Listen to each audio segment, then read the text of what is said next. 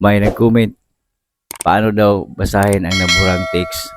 Salamat sa tanong kaibigan, shout out sa iyo. At kung may katanungan ka kaibigan, nais natin gawa ng video, i-comment mo lang sa comment section at subukan nating gawa ng tutorial. At kung bago ka pa lang sa ating video, i-click ang follow button sa tabi ng pangalan ko para lagi kang updated sa mga bago nating video. Tara, let's go! Ganito ang iyong gawin kaibigan, paunawa lang. Kailangan mong hawakan ang cellphone niya kaibigan.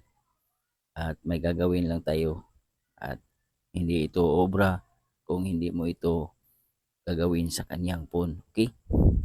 Ang una natin gawin ay mag-conduct muna tayo ng experiment. Okay? Tap muna natin itong message button.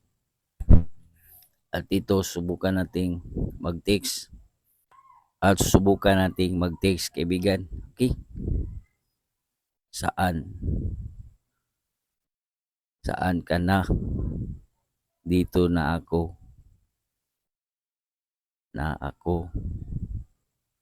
sa ating tagpuan. Char lang yan kaibigan, na halimbawa lang yan. Baka ano nang isipin mo, okay? Isin ko lang. Ayan. At subukan kong i-delete. Yan. Delete na. At maghalimbawa din tayo uli.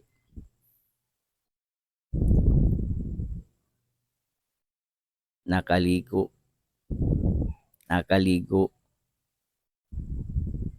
na ako. Char lang yan, halimbawa lang yan. Then isin natin. Yan. At ngayon, susubukan ko uli i-delete. Yan, delete. Yan, wala na. Delete na. At ngayon, paano nga ba ito mababasa? At paano nga ba ito makikita? Okay? Mag-back na tayo. Itap lang natin tong app na to. Okay?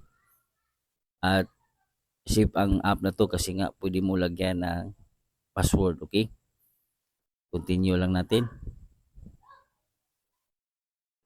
At ito nga yung mga nilagay ko. At itap ko lang yung message. Okay? Ayan. Makikita natin kaibigan na ito yung mga text na binura ko kaina.